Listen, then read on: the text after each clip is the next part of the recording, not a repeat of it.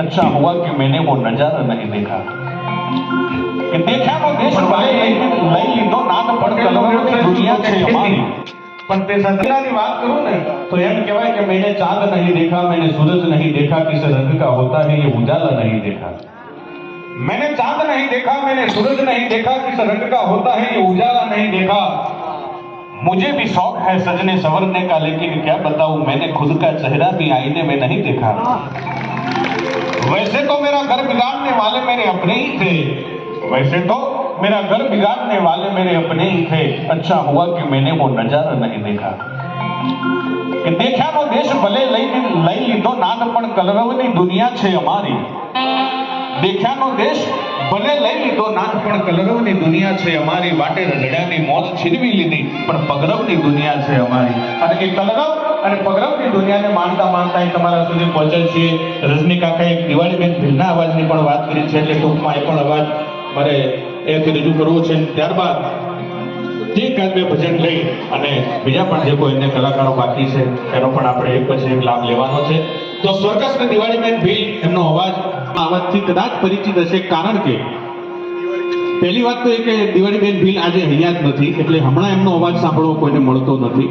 અને જૂના ફિલ્મોની અંદર એમને ઘણા ગીતો પોતાના કંઠે ગાયેલા છે, અને ફક્ત અહીંયા ગુજરાતમાં જ નહીં, દેશમાં જ નહીં પણ વિદેશની ધરતી ઉપર જઈને પણ પોતાના કંઠના કામણ એમને પાથર્યા હતા। અને ખૂબ ગુજરાતને એમને ગૌરવ અપાવ્યું હતું, ગુજરાતી સંગીતને એમને બહુ ગૌરવ અપાવ્યું હતું। એ અવાજને આપણી સમક્ષ થોડોક રજૂ કરવાનો પ્રયત્ન કરું છું।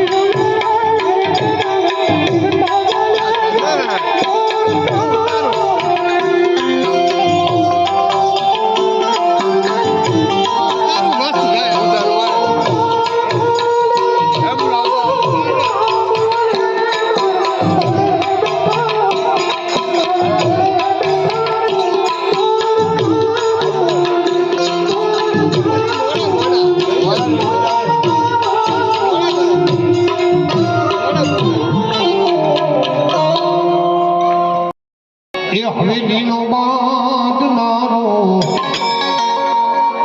એ કેવો મારા ભાઈ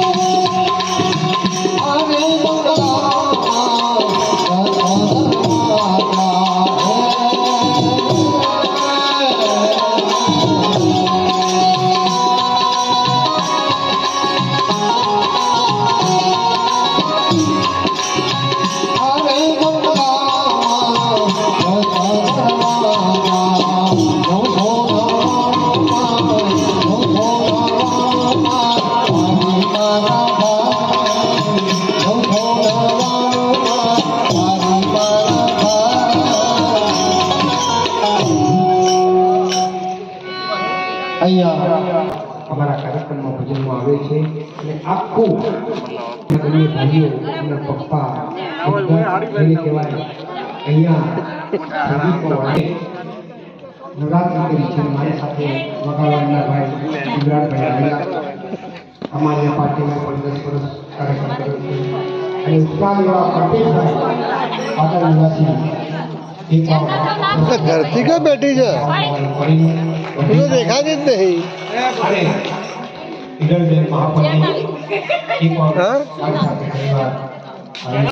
एमा से मजा आवा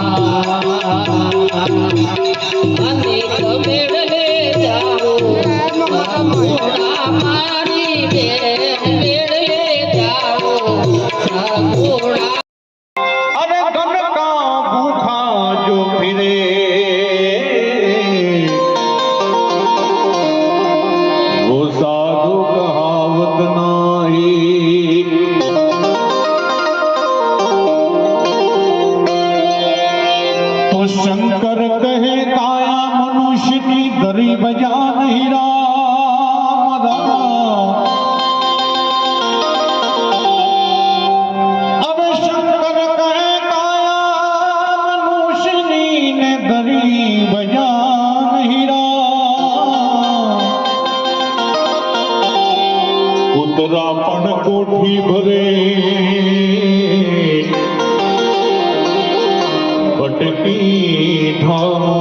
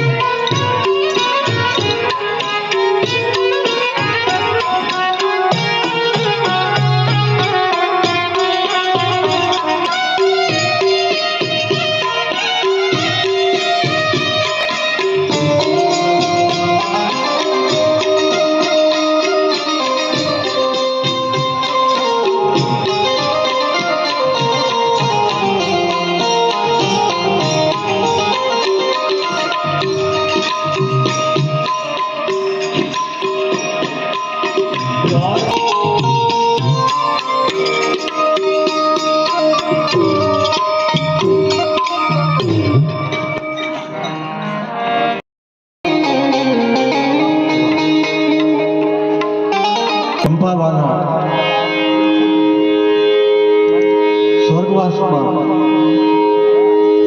માનનીય રજનીકાંત સાહેબ તરફથી અમે એમને રજૂભાઈ કહીએ છીએ.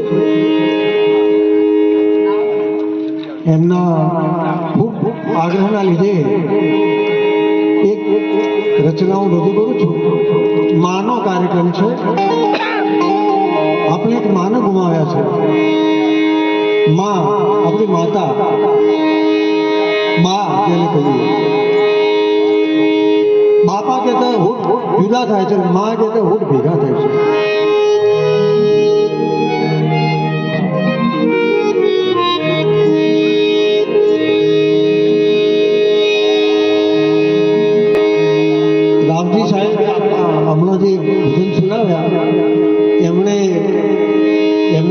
પાસે એક સાથી કંઈક ભજન ગાવાનું છે.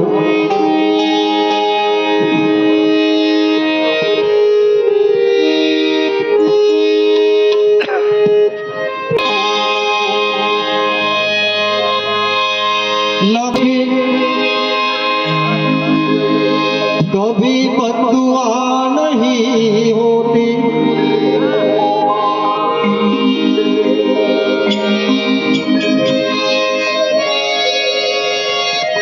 लबों पे जिसके कभी बदुआ नहीं होती, मसी एक माँ है जो कभी खफा नहीं होती, बस एक माँ है जो कभी खफा नहीं होती.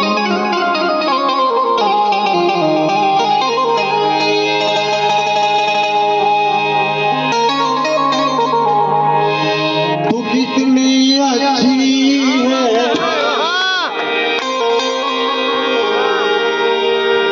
तू कितनी भोली है, प्यारी प्यारी है. ओ माँ, ओ माँ, ओ माँ. क्या बात है.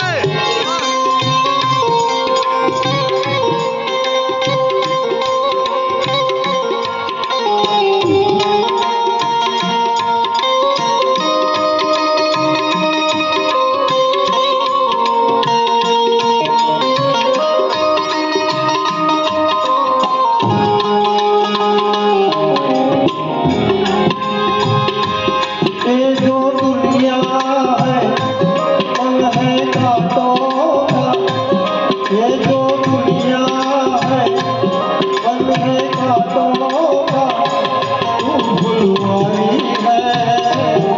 ओ माँ, ओ माँ.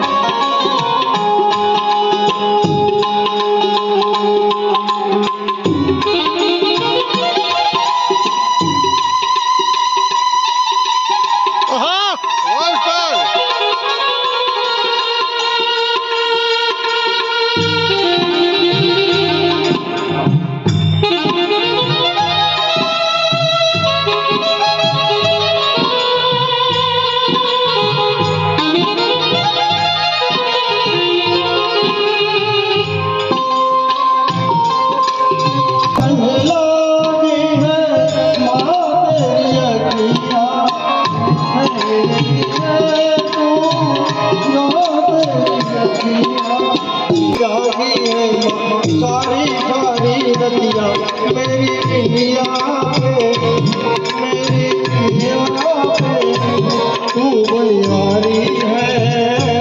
ओ माँ, ओ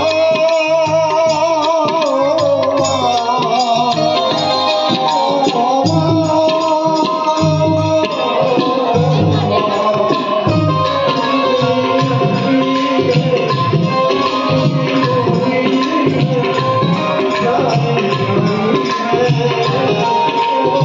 Oh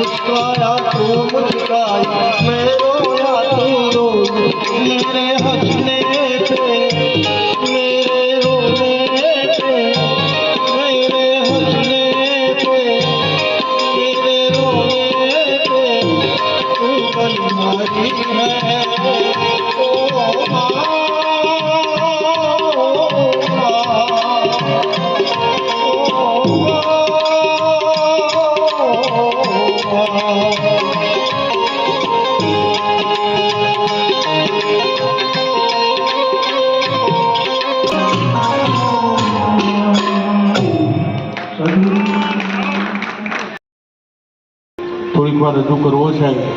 દિલ્હીથી સ્પેશિયલ અદૃશ્ય રૂપે આપણે ચંપાબાને શ્રદ્ધાંજલિ આપવા માટે બોલાવા છે.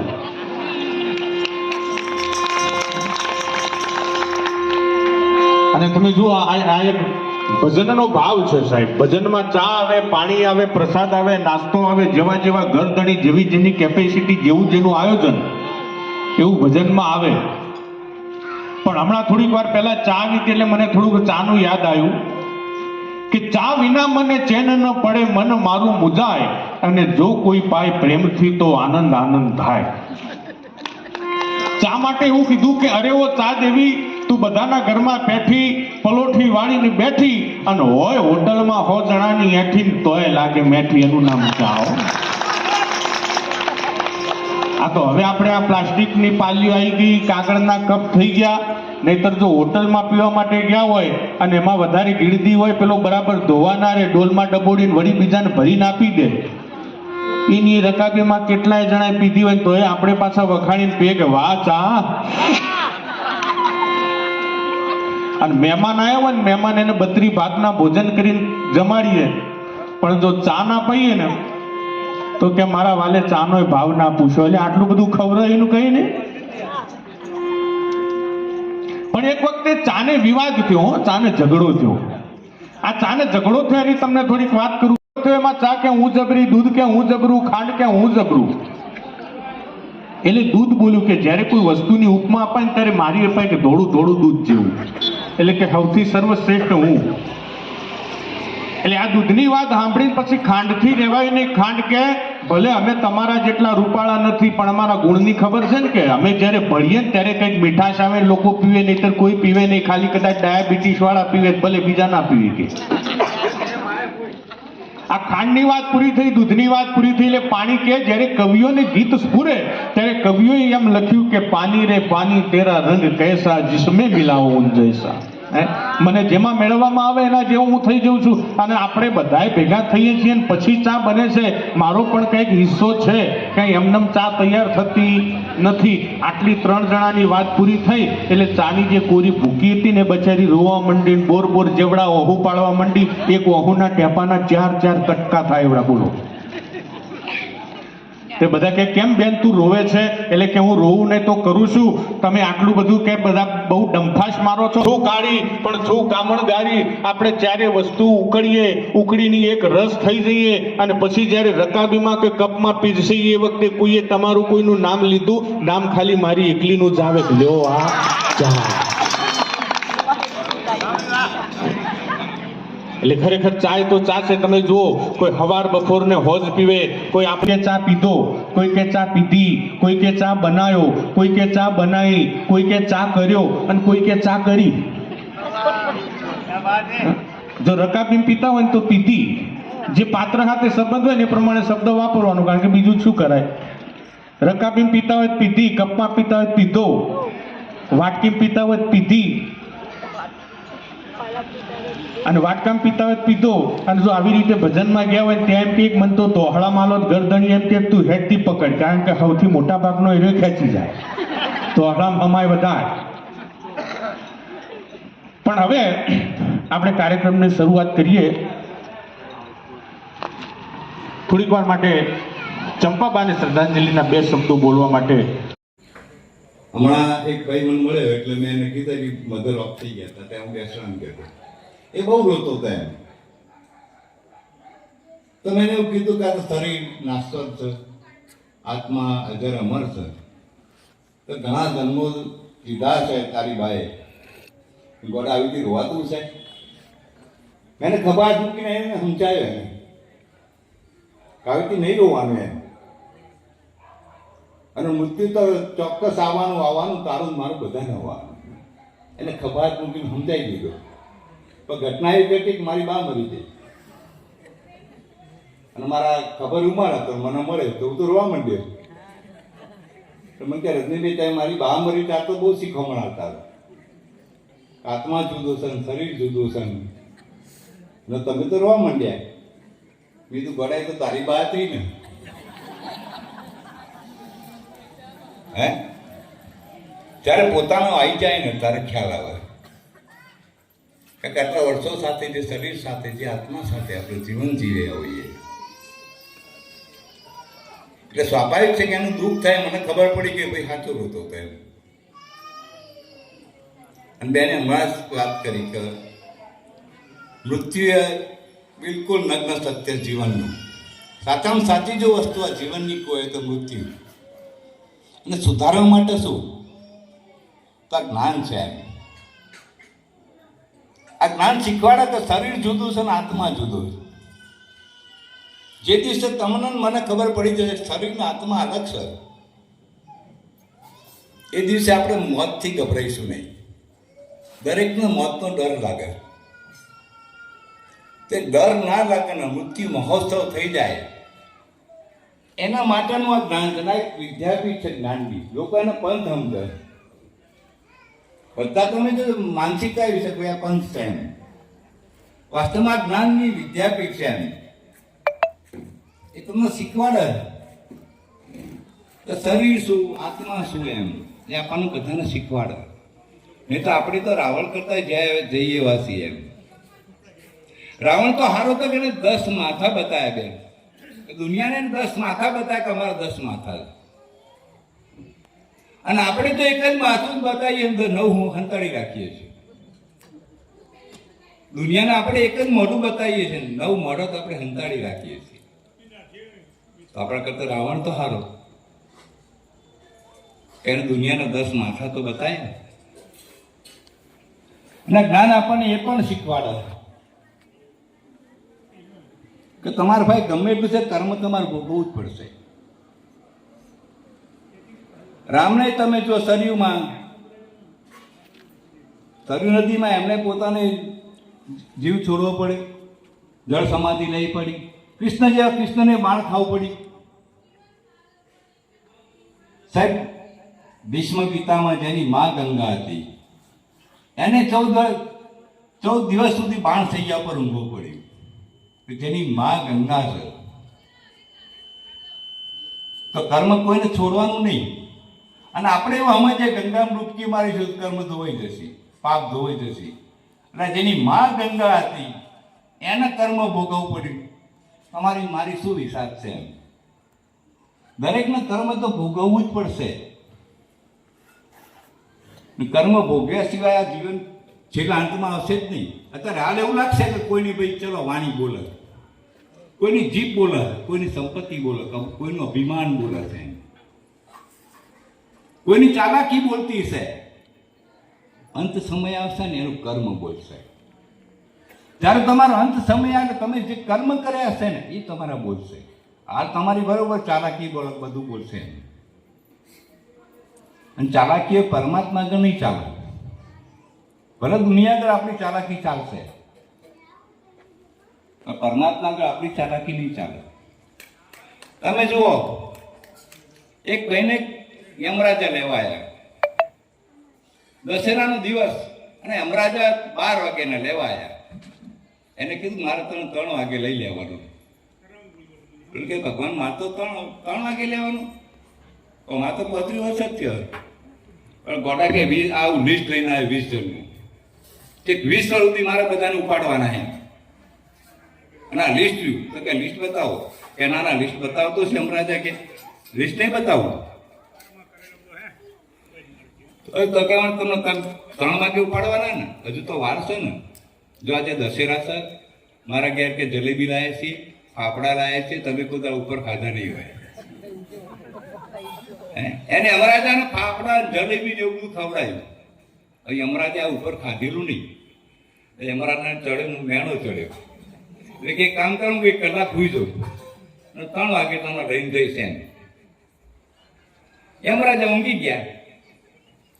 આને જેવા યમરાજા ઊંઘ્યા એટલું લિસ્ટ ખેંચી લીધું